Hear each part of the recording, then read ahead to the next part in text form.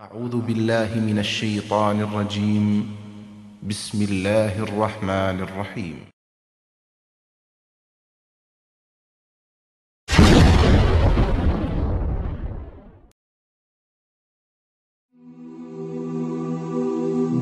মৃত্যু এমন এক বাস্তবতা যার থেকে কেউ পলায়ন করতে পারবে না।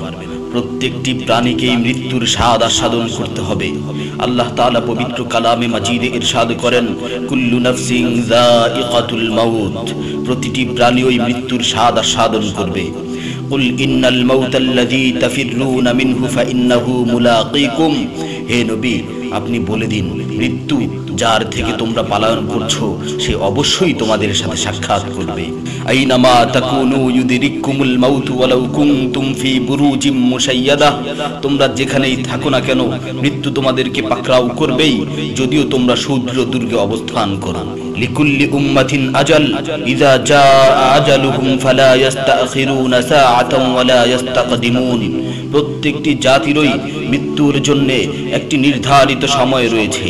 যখন সেই নির্ধারিত সময় চলে আসে তখন তার থেকে এক মুহূর্ত আগ পিছ করা হয় না। এই ক্ষণস্থায়ী পৃথিবী যাকে নিয়ে তোমরা স্বপ্ন দেখছো, এই স্বপ্নের পৃথিবীও একদিন ধ্বংস হয়ে যাবে। কিয়ামতের সময় যখন নিকটবর্তী হবে তখন আল্লাহ সুবহানাহু ওয়া তাআলা নিজের দায়িত্বপ্রাপ্ত ফেরেশতাকে সিংহায় ফুৎকার দেওয়ার আদেশ দিবেন। অতঃপর ফেরেশতা সিংহায় ফুঁক দিবেন, ফলে পৃথিবী ও পাহাড় সমূহ উত্তোলিত হবে, চূর্ণ বিচূর্ণ হয়ে যাবে, আকাশ ফেটে টুকরো টুকরো হয়ে যাবে এবং নক্ষত্র সমূহ ঝরে পড়বে, সূর্য তার কিরণ হারিয়ে ফেলবে, সমুদ্রকে উত্তাল করে তোলা হবে। সেদিন কিয়ামতের ভূমিকম্প ও কিয়ামতের ভয়াবহ অবস্থা দেখে সকলেই মৃত্যুবরণ করবে। আল্লাহ তাআলা বলছেন, ইয়া আইয়ুহান নাসু ইত্তাকু রাব্বাকুম ইন্না যালযালাতাস সাআতি শাইউন আযীম ইয়াওমা তারাউনাহা তাযহালু কুল্লু মুরদিআতিন আম্মা রাদাআত ওয়া তাদাউ কুল্লু যাতি হামলিন হামলাহা ওয়া তারান নাসা সুকারা ওয়া মা হুম বিসুকারা ওয়ালাকিন্না আযাবাল্লাহি শাদীদ।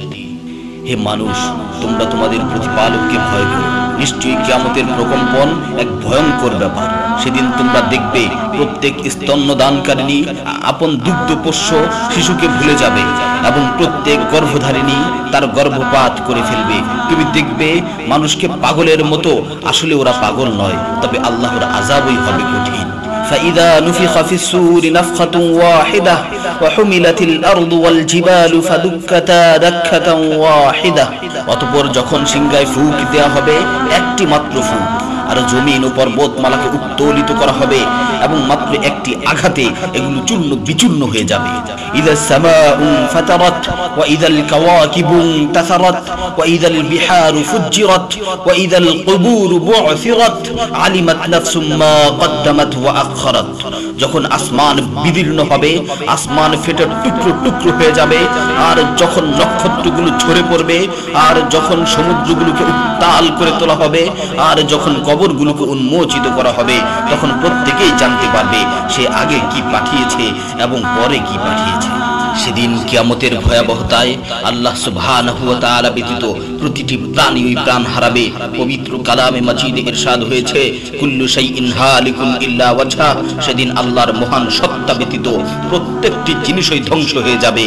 কুল্লু মান আলাইহা ফান ওয়া ইয়াবকা ওয়াজহু রাব্বিকা যুল জালালি ওয়াল ইকরাম, সেদিন জমিনের উপর যা কিছু রয়েছে সবই ধ্বংস হয়ে যাবে, আর শুধুমাত্র মহামহিম ও মহানুভব আল্লাহ সুবহানাহু ওয়া তাআলাই বাকি থাকবেন। তাফসীরে ইবনে কাসীরে বর্ণিত হয়েছে, যখন ইসরাফিল আলাইহিস সালাতু ওয়াস সালাম সিংহায় ফুৎকার দিবেন তখন সকলেই মরে যাবে। মালাকুল মাউত মৃত্যুর ফেরেশতা এসে আল্লাহ তাআলাকে বলবে, হে আল্লাহ, সকলেই মরে গেছে। তিনি জিজ্ঞেস করবেন, অবশিষ্ট কে আছে? উত্তর দিবে, হে আমার রব, আপনি, আর আপনি তো হলেন চিরঞ্জীব। এছাড়াও বাকি রয়েছে জিবরাইল, মিকাইল ও আরশ বহনকারী ফেরেশতাগণ। আল্লাহ তাআলা বলবেন, জিবরাইল ও মিকাইলেরও তো মৃত্যু হওয়া উচিত। মৃত্যুর ফেরেশতা মালাকুল মাউত বলবে, হে প্রভু, জিবরাইল ও মিকাইলও মরে গেছে। আল্লাহ তাআলা জিজ্ঞাসা করবেন, এখন আর কে বাকি আছে? সে বলবে, এখন আমি বাকি আছি ও আরশ বহনকারী ফেরেশতাগণ বাকি আছে। তখন আল্লাহ তাআলা বলবেন, আরশ বহনকারীদেরকেও মরতে হবে, তারাও মরে যাবে।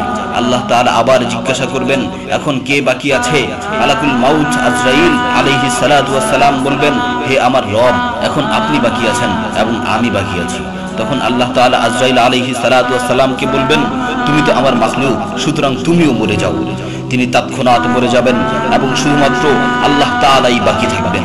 অতঃপর আল্লাহ সুবহানাহু ওয়া তাআলা জমিনকে ভাঁজ করে ফেলবেন এবং তিনি 3 বার বলবেন, আনাল জব্বার, আনাল জব্বার, আনাল জব্বার, আমি প্রতাপশালী, আমি প্রতাপশালী, আমি প্রতাপশালী। অতঃপর তিনি 3 বার জিজ্ঞাসা করবেন, লিমানিল মুলকুল ইয়াউম, লিমানিল মুলকুল ইয়াউম, লিমানিল মুলকুল ইয়াউম, আজকের রাজত্ব কার, আজকের সার্বভৌমত্ব কার, আজকের আধিপত্য কার? জবাব দেওয়ার মতো কেউই থাকবে না। তিনি আবার উত্তর দিবেন, লিল্লাহিল ওয়াহিদিল কাহ্হার, আজকের রাজত্ব, আজকের সার্বভৌমত্ব, আজকের আধিপত্য পরাক্রমশালী একমাত্র আল্লাহ।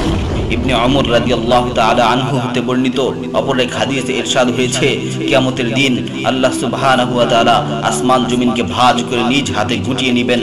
অতঃপর বলবেন, আনাল মালিক, আনাল জব্বার, আনাল মুতাকাব্বির, আমি বাদশা, আমি প্রতাপশালী, আমি অহংকারী। আইনা মুলুকুল আরদ, আইনাল জব্বারুন, আইনাল মুতাকাব্বিরুন, দুনিয়ার রাজা বাদশারা কোথায়, দুনিয়ার প্রতাপশালীরা কোথায়, দুনিয়ার অহংকারকারীরা কোথায়? তখন আল্লাহ তাআলা সুউচ্চ কণ্ঠে 3 বার জিজ্ঞাসা করবেন, লিমানিল মুলকুল ইয়াউম, লিমানিল মুলকুল ইয়াউম, লিমানিল মুলকুল ইয়াউম, আজকের রাজত্ব কার, আজকের সার্বভৌমত্ব কার, আজকের আধিপত্য কার? অতঃপর তিনি 3 বার উত্তর দিবেন, লিল্লাহিল ওয়াহিদিল কাহ্হার, আজকের সার্বভৌমত্ব, আজকের রাজত্ব, আজকের আধিপত্য প্রতাপশালী একমাত্র আল্লাহ সুবহানাহু ওয়া তাআলা।